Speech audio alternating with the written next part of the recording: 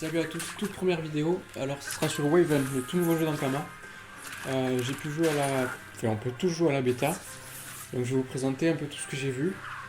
Alors, tout d'abord, la présentation des classes. Donc, là, ce sera l'archer. L'archer pour attaquer de loin, fuir. Enfin, vous connaissez un peu. Là, il y a la sorte de tank guerrier, quoi. Ce sera le Yop, celui qui réfléchit pas et qui bourrine. Là, il y a l'Iniripsia. Donc, lui, ce sera plutôt le soigneur. Donc, ça peut être sympa pour les quêtes parce qu'il faut garder des équipiers en vie, tout ça, ça peut être utile. Là, il y a l'assassin, ce sera un peu plus stratégique, il pose des pièges. Euh, il pourra s'enfuir, je pense, il pourra faire pas mal de dégâts, mais avec une bonne stratégie. Et là, en dernier, le magicien, donc ce sera le Xelor. Il contrôlera le temps, il peut invoquer sa synchro, je pense, un peu comme Dofus. Mais si c'est comme Dofus, ça sera assez compliqué à jouer, je pense, et moi, je ne vais pas me diriger vers ça.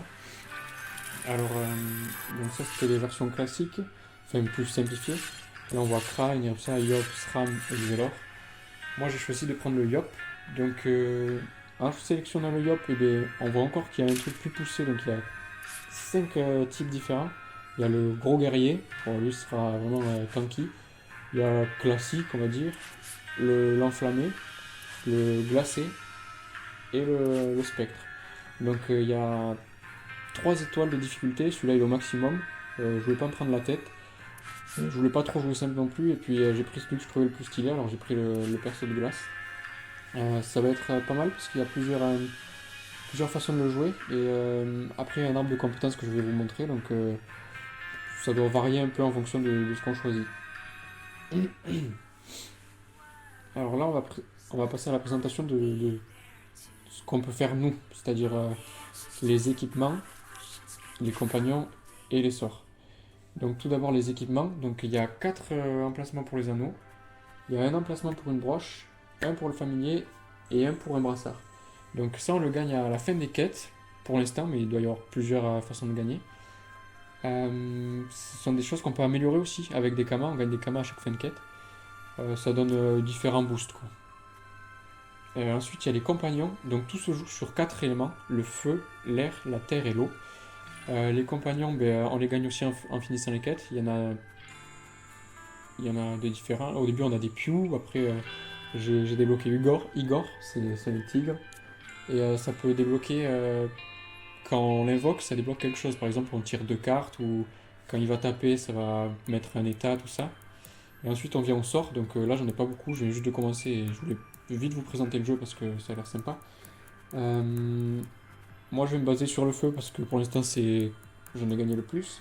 Mais il faut faire gaffe parce qu'on a des points d'action. Et je pense que trop de cartes avec des hauts points d'action, ça peut vite nous bloquer dans le jeu. Alors, faut assez varier.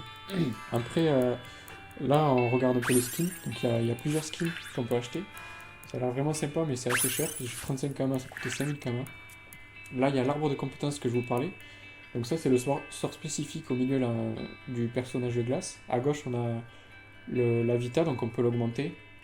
5%, 12%, jusqu'à 50%. Euh, En bas, c'est des sorts propres au personnage. À droite, vous avez la section dégâts. Et en haut, ça a l'air des sorts, mais par rapport à cette classe, c'est-à-dire qui va améliorer le sort de la glace. Et le sort de la glace, là, c'est quand il y a quelqu'un qui finit à côté de nous, on peut le transpercer et faire des dégâts à l'ennemi, si j'ai bien compris. Donc voilà.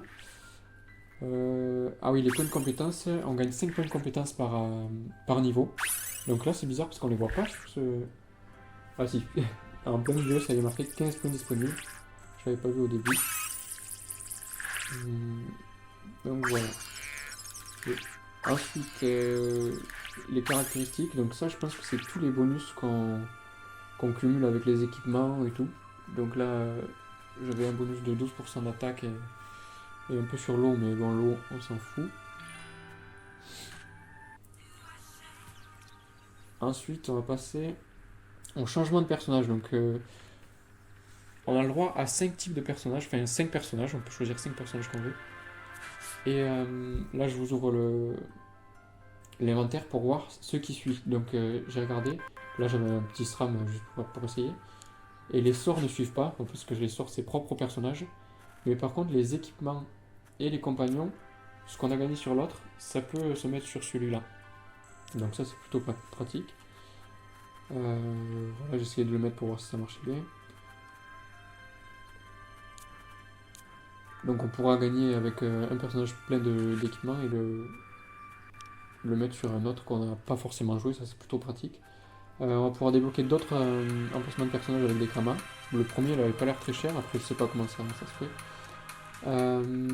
Là c'est les quêtes, donc avant de lancer une quête on voit ce qu'on va gagner et le niveau. Donc là c'est niveau 2 mais on peut l'ajuster à notre niveau, donc je pense que ça peut être bien pour les récompenses finales, ça peut nous augmenter l'XP ou quoi si on veut s'aligner à notre niveau. Donc là c'était la première quête dans les bois de Gligli.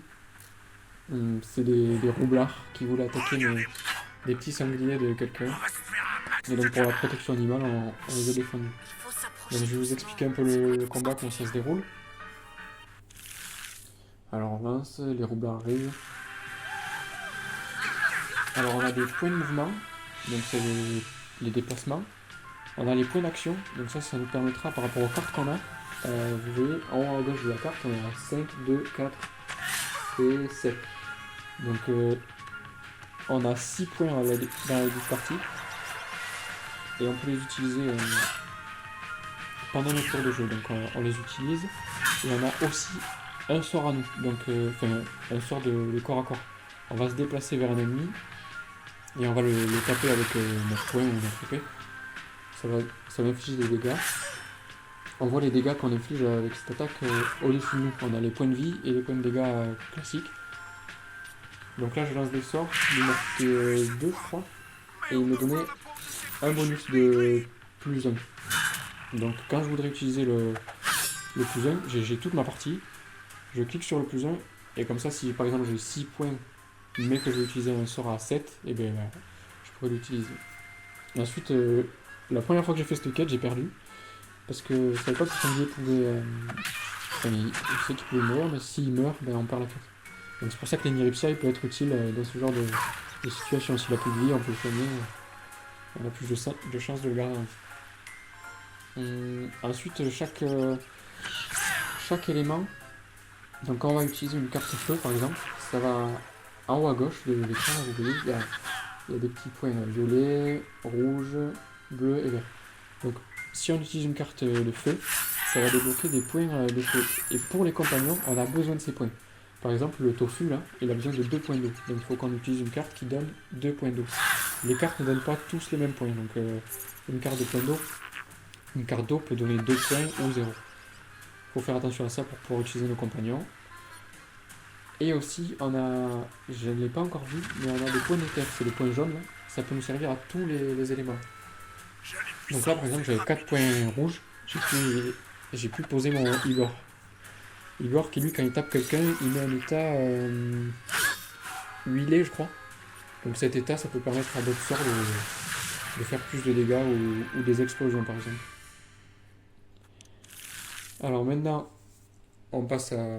Bon quand on a fini la quête on gagne de l'XP, des pièces et 3 coffres. Donc les 3 coffres c'était équipement, compagnon et sort. Voilà, qu'on peut gagner. Alors là je vais vous montrer... Je vais vous montrer les coffres, comment ça s'ouvre. Bon, c'est rien de compliqué, mais pour vous montrer comment ça se passe, on a le droit entre 4 choix. Donc là, il y avait 3 bagues et un bracelet. J'ai pas fait gaffe qu'il y avait un bracelet, j'aurais dû le prendre parce que je n'en avais pas. Mais on voit là, début du tour, 5% d'attaque à votre héros pour le premier coup. Et donc vous choisissez en fonction de votre deck, de ce que vous avez envie de faire dans votre partie. Ensuite, là c'était les sorts. Donc on voit qu'on a les 5 coupons à gauche, c'est pour pouvoir améliorer vos sorts après. Donc si vous avez déjà les sorts que vous voulez, vous pouvez prendre vos coupons et aller améliorer vos sorts plus tard. Et il y a un système de cartes aussi. Là il y avait 1 sur 1, donc je peux aller dans mes sorts et aller améliorer mon sort grâce au Kama que j'ai gagné. Donc il y a vraiment, je trouve que c'est vachement diversifié. Et en plus c'est la version bêta, donc ça va être encore plus poussé après. Et franchement il y a de quoi s'amuser je pense. Donc voilà, là on construit le deck petit à petit, on met les compagnons qu'on veut. Les compagnons c'est... Ouais, il y en a qui sont plus faciles à mettre que d'autres, hein, donc avec 2 points. Il y en a, il faut deux types d'éléments, donc eau plus feu. Mais bon, ça on verra au fur et à mesure du jeu comment faire pour tout débloquer. Donc là c'est la version bêta, on voit la map. Donc à droite il y a Brakmar, avec 3 îles devant. À gauche il y a Bonta, donc pour ceux qui ne connaissent pas, Bonta c'est les anges et Brakmar c'est les démons. Il y a une guerre entre les deux depuis l'éternité. En bas à droite vous avez le Coliseum, donc il va y avoir du PVP, peut-être en équipe, sûrement en équipe je pense, ça va être super. Au-dessus c'était un Kama. Et là on voit que par rapport à chaque île qu'il y a, on peut débloquer des compagnons différents. Des compagnons et des équipements différents. Donc si on a un item qu'on veut en particulier, il faudra aller sur cette île pour le gagner. Il faudra faire, je pense, des donjons ou des quêtes en suivant pour pouvoir débloquer ces éléments. Il y a vraiment un panel énorme, quoi. Il y a des... De toute façon, vous le voyez, il y a des compagnons par île, il y en a énormément. Donc je pense qu'il y a vraiment de quoi s'amuser sur ce jeu. Et j'espère que la vidéo vous plaira et que vous aurez envie de jouer à Waven avec moi.